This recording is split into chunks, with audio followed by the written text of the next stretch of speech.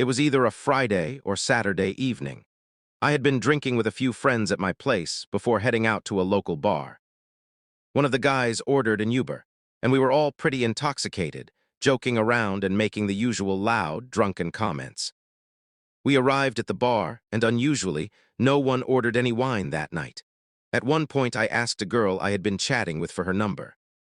When I reached into my pocket for my phone, I discovered it was gone. I checked every pocket to be sure. I walked back through the bar trying to remember my path and asked every bartender whether anyone had handed in a phone. I could not recall using my phone at all while I was out. I went outside with one of my friends so I could borrow his phone and call mine. Someone answered. I heard the phone being moved around, but no one spoke. I asked, "Hi, where did you find this phone?" There was only breathing on the other end. I asked if they were still at the bar, and then the line went dead. I looked at my friend and dialed again. It went straight to voicemail. I tried Find My iPhone, but for some reason that feature had been turned off. The whole situation quickly sobered me up. There was no way I could enjoy the rest of the night knowing my phone had been taken. My friends said I should just deal with it the next day, go to the police, and get them to help track it down. I left early and went home. Before bed, I put a couple of slices of bread in the toaster and found my phone sitting on the kitchen counter.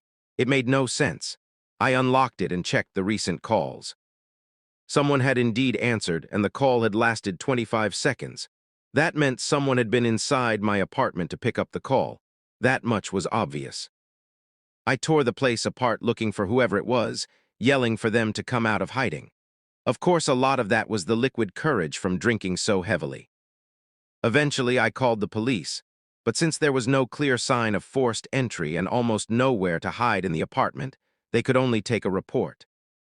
Nothing appeared to be missing, yet going to sleep that night knowing someone had been inside, or worse, might still be inside with me, was one of the most unsettling nights of my life. I was 17.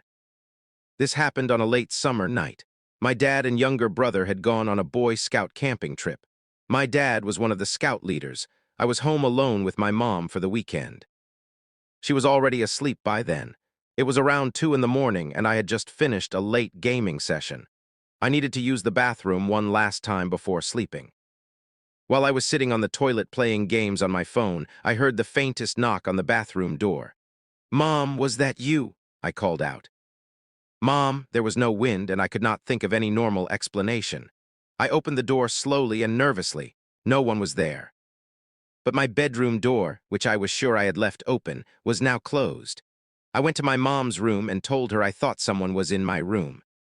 She did not take me seriously and said she did not know what to say. I tried to convince myself that maybe I had closed the door after all.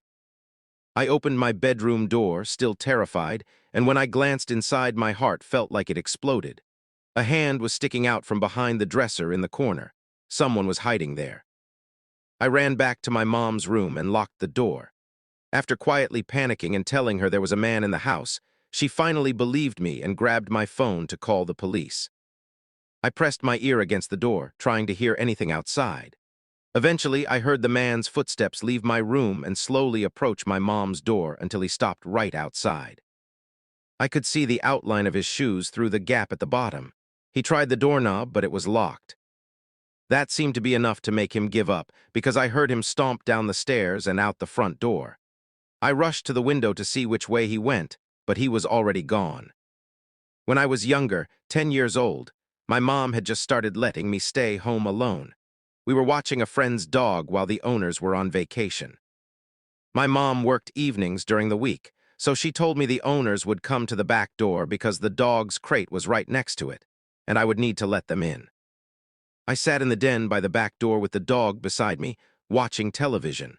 Suddenly, the dog started growling and barking while staring out into the dark. I tried to see what he was barking at, but it was too dark. Naturally, I assumed it was my mom's friend coming to pick up the dog. I went to the door with the dog following and turned on the patio light. At first, I could not see anyone, yet the dog kept barking. I carefully checked every corner of the yard and then noticed someone near the garden by the shed. It looked like my mom's friend. The person seemed to be bending over, picking something up. I figured she was just looking at the garden or something ordinary. Then I got a disturbing phone call. I made answering the phone a priority because my mom was strict about me always picking up when I was home alone. I left the dog still barking at the door and answered, hoping it was my mom. It was. She told me her friend would not be picking up the dog that night because they would not be home until after midnight. I started stammering. The pure fear made it hard to speak clearly. I finally managed to say that someone was in our yard. My mom started screaming. She told me to go upstairs to my room, lock the door, and hide under the bed while she called the police.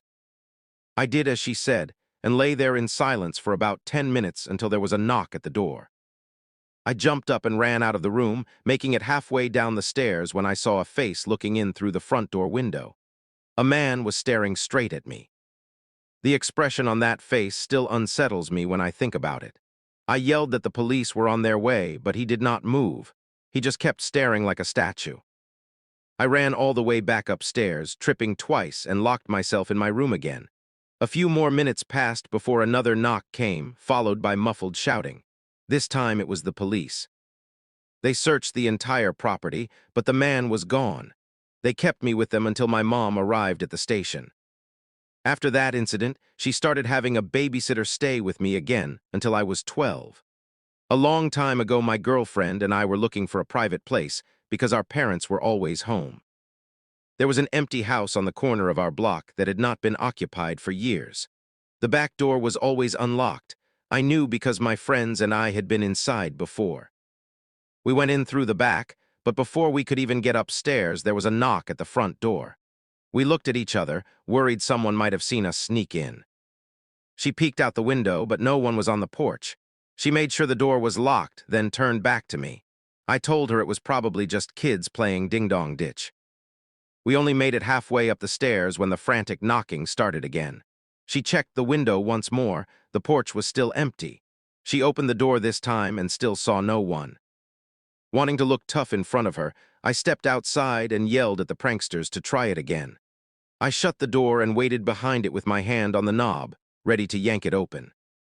I waited at least a minute and was about to forget the whole thing when I heard my girlfriend let out a blood-curdling scream.